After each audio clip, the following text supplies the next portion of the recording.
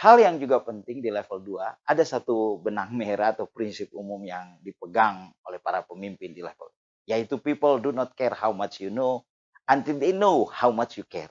Ya kira-kira artinya rawe-rawe rantas malang-malang putus. Oh bukan itu, bukan. Orang itu nggak peduli seberapa Anda pintar, seberapa hebat Anda.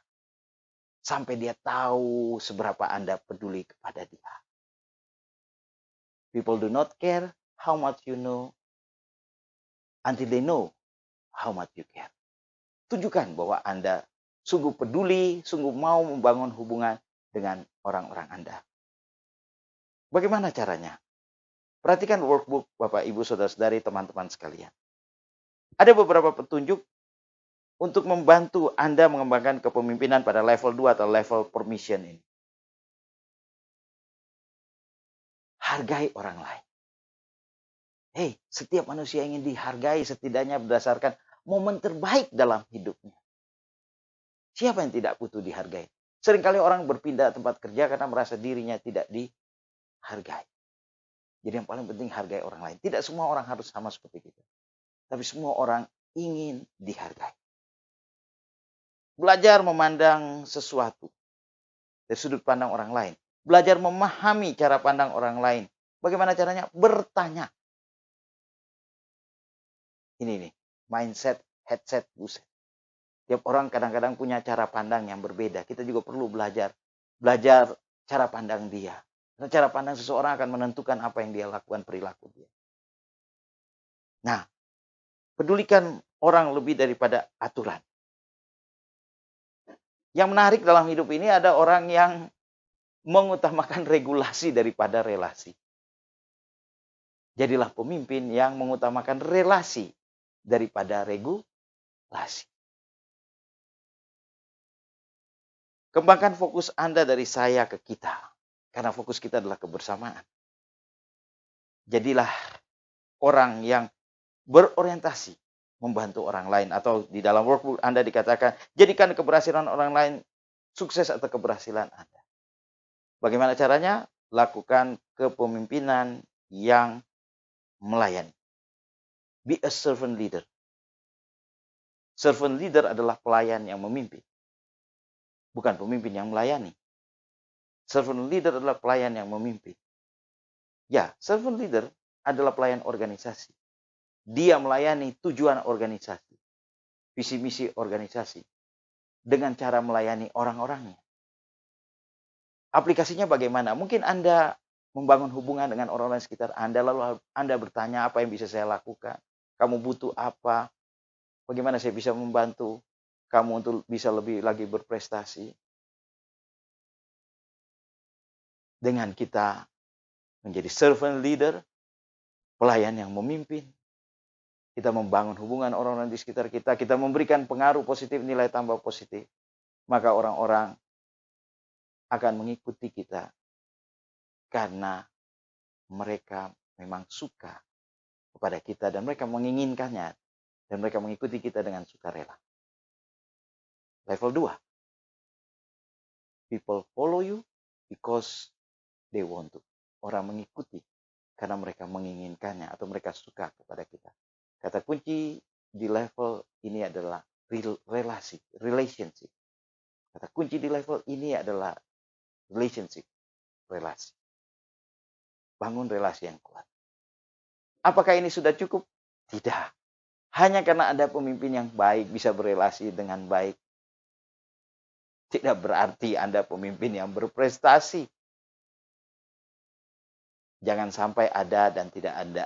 Anda sama saja situasi. Oleh sebab itu, tantangan bagi kita sebagai pemimpin. Mari kita sama-sama berjuang untuk naik ke level 3.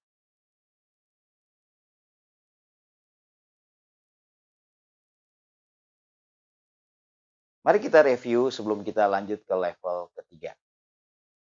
Level 1, masih ingat disebut level apa? Position atau posisi. Kata kuncinya adalah hak. People follow you because they have to. Orang mengikuti Anda karena dia wajib atau harus. Level kedua disebut apa?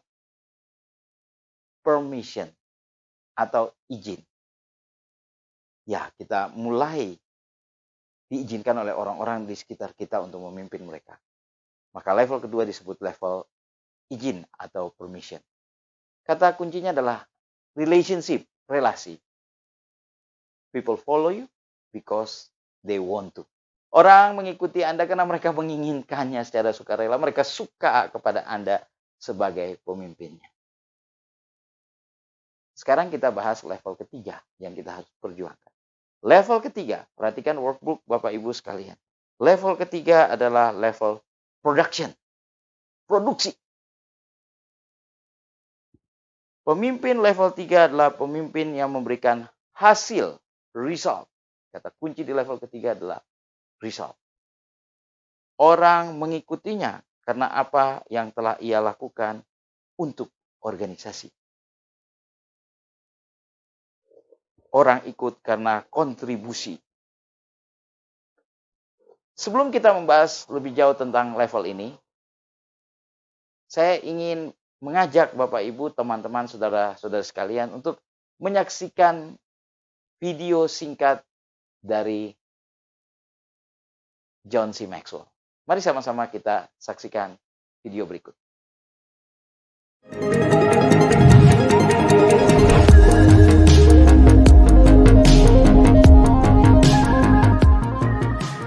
Hi, John Maxwell here. Welcome to Minute with Maxwell. I walked into a store one day and I saw this sign, and it said 57 rules to success.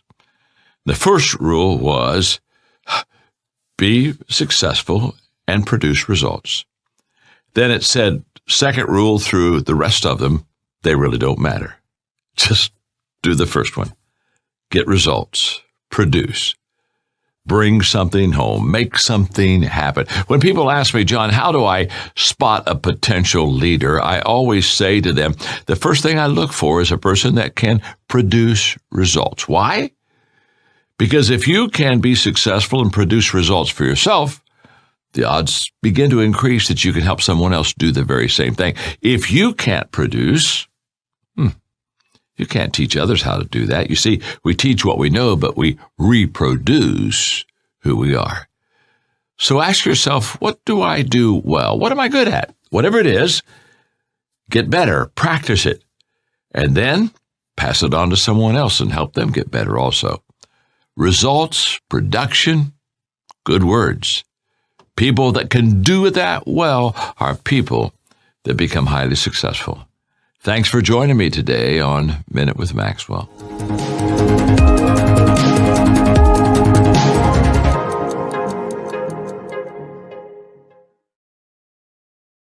Bapak, Ibu, saudara-saudari, teman-teman sekalian. Sekarang pertanyaan paling penting, bagaimana atau apa petunjuk yang bisa saya lakukan ketika saya ada di level 3 atau level production ini? Perhatikan workbook Bapak, Ibu, teman-teman, saudara-saudari sekalian. Mulai bertanggung jawab atas pertumbuhan pribadi Anda. Pemimpin tidak pernah berhenti belajar. Mereka terus belajar. Ya, mereka terus belajar sehingga mereka terus memimpin. Dan mereka bertanggung jawab atas pertumbuhan pribadi mereka. Mereka menjadi semakin baik dari hari ke hari. Yang berikut adalah kembangkan kemampuan bertanggung jawab akan hasil mulai dari diri Anda. Nah, di sini kita bicara tentang akuntabilitas. Accountability. Apa beda accountability dan responsibility?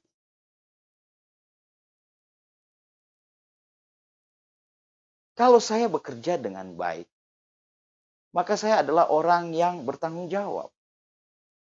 Saya punya responsibility. Saya responsible. Saya bekerja dengan baik, saya orang bertanggung jawab. Tetapi manakala saya bisa membuktikan saya bekerja dengan baik, maka saya seorang yang punya akuntabilitas. Membuktikan, menunjukkan dengan prestasi bahwa saya telah bekerja dengan baik. Pemimpin dituntut juga untuk punya akuntabilitas. Memimpinlah dengan teladan dan berikan hasil. Teladan. People do what people see. Orang akan melakukan yang dia lihat, bukan yang dia dengar. Sebuah riset yang dilakukan oleh Stanford membuktikan bahwa Manusia belajar 89% dari apa yang dia lihat. Dan hanya 10% dari apa yang dia dengar, 1% dari indera lain. Nah, coba Bapak Ibu, saya minta Anda lepaskan alat-alat tulis Anda. Lalu kita tepuk tangan. Ayo tepuk tangan Bapak Ibu. Lalu Anda lambaikan tangan kanan. Lambaikan tangan kanan Anda, tepuk tangan. Lalu saya minta Anda dengan segera untuk memegang dagu Anda. Ya, dagu Anda. Di balik di dagu Anda. Dagu, D-A-G-U. Mana dagu? Dagu itu di sini Bapak Ibu. Bukan di sini. Anda mungkin mendengar. Mohon maaf kalau Anda melakukannya. Anda mungkin mendengar apa yang saya katakan pegang dagu. Tapi apa yang Anda tiru? Lebih banyak orang yang meniru apa yang saya lakukan. Begitu pula dalam kepemimpinan. Orang-orang di sekitar Anda, anak buah Anda, staf-staf Anda akan meniru perilaku Anda. Itu sebabnya saya sering mengatakan bahwa satu keteladanan itu jauh lebih penting daripada 1000 nasihat bijak. Pemimpin adalah teladan, role model. Ada dua macam pemimpin kalau kita bicara tentang hal ini. Ada yang namanya travel agent, ada yang namanya tour guide. Kalau kita mau piknik, liburan ke satu tempat, ke luar negeri, kita pergi ke travel agent, lalu kita beli paket-paket wisata. Lalu kita akan dijelaskan itinerary. Hari pertama ke sini, kedua ke sini, ketiga ke sini, dan seterusnya, dan seterusnya. Pertanyaannya, orang itu pernah ke sana nggak? Belum tentu. Tapi kalau dia seorang tour guide, pernah nggak dia ke sana? Jawabannya pasti pernah. Pemimpin itu tour guide, dia pernah pergi ke suatu tempat, lalu dia bawa orang pergi ke tempat itu. Itu yang namanya tour guide, dia menjadi teladan. Tidak hanya dengan kata-kata, tetapi terlebih dengan perbuatan nyata. Petunjuk apa lagi atau tips-tips apa lagi yang bisa kita lakukan untuk kita memimpin di level 3 ini? Bantulah orang lain menemukan dan memberikan kontribusi yang terbaik. Ini kalau kita ibaratkan seorang pelatih, katakanlah pelatih basket, dia akan mengamati anak-anak asuhannya itu, dan dia akan melihat, wah, si A ini posisi shoot yang paling baik dari sini, si B dari sini. Dan dia akan tempatkan mereka untuk bisa dalam permainan itu, dalam pertandingan itu, untuk shoot dari titik itu.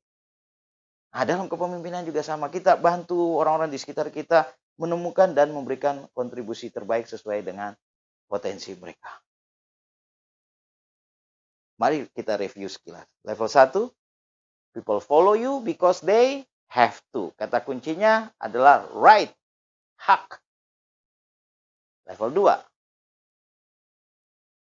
Level 2 disebut sebagai level permission atau izin.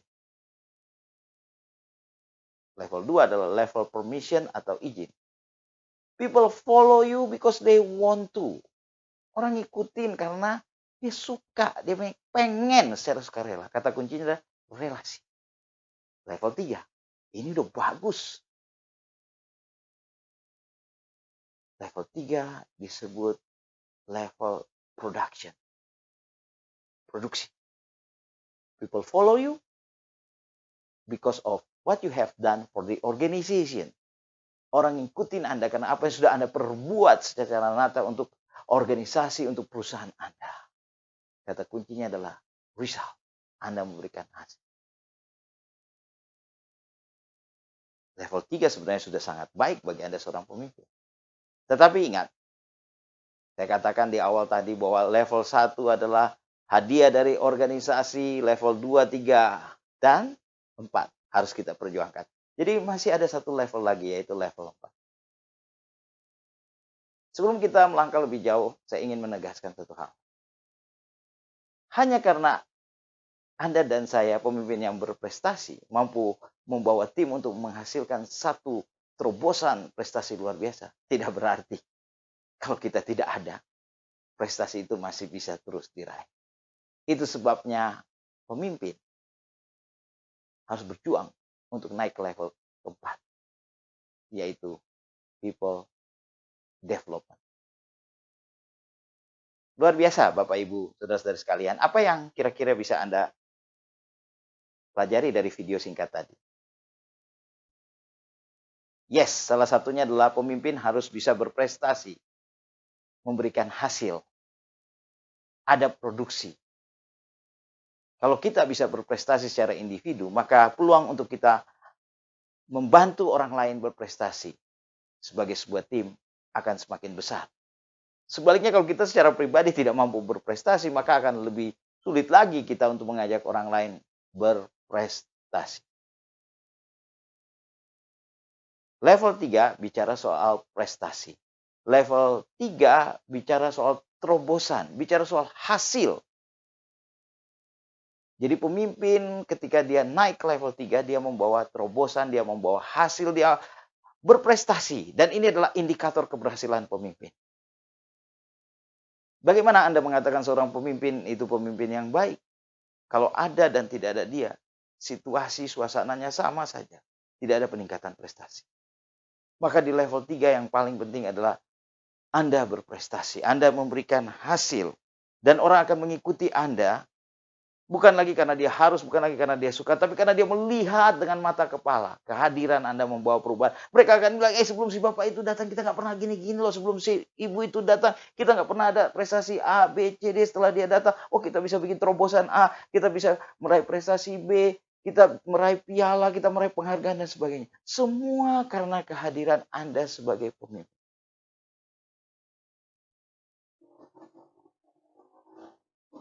Dan itu akan membuat orang mengikuti Anda karena apa yang sudah Anda kontribusikan. Kalau di level 2 orang hanya menikmati hubungan kebersamaan dengan pemimpin, antara pemimpin dan anak buahnya. Di level 3 orang akan berjuang bersama-sama untuk sebuah prestasi. Dan di level 3 ini yang menarik Bapak Ibu adalah dalam banyak hal orang jauh lebih tertarik untuk berprestasi. Orang jauh lebih tertarik untuk menghasilkan sesuatu yang positif, perubahan positif daripada hanya sekedar hubungan. Itu sebabnya pemimpin-pemimpin yang berprestasi lebih mudah menarik orang untuk bergabung dengan tim mereka. Saya berikan ilustrasi sederhana.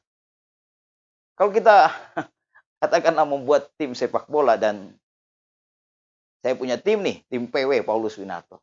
Lalu di sebelah saya hadir seorang Lionel Messi dan dia juga membuat tim dan kami melakukan rekrutmen terbuka. Siapa di antara Bapak Ibu yang mau bergabung dengan saya? Siapa yang dengan sukarela Bapak Ibu? Siapa di antara Anda yang mau bergabung dengan timnya Messi? Saya percaya Anda akan lebih cenderung memilih Messi daripada saya. Kenapa? Karena dia berprestasi. Pemimpin di level 3 adalah pemimpin yang tidak hanya pandai membangun hubungan, tapi mereka juga pemimpin yang berprestasi. Kredibilitas Anda sebagai pemimpin akan teruji di sini. Dan kredibilitas didapatkan jika Anda berprestasi. Kredibilitas tidak datang dari posisi, tetapi dari hasil yang Anda berikan. Itu sebabnya saya sangat setuju dengan apa yang dikatakan oleh Henry Ford. Bahwa Anda tidak bisa membangun reputasi Anda dari apa yang ingin Anda lakukan. Anda membangun reputasi Anda dari apa yang sudah Anda lakukan. Karena perbuatan berbicara lebih keras daripada kata-kata. Ketika Anda berprestasi, kredibilitas Anda akan terbentuk di situ.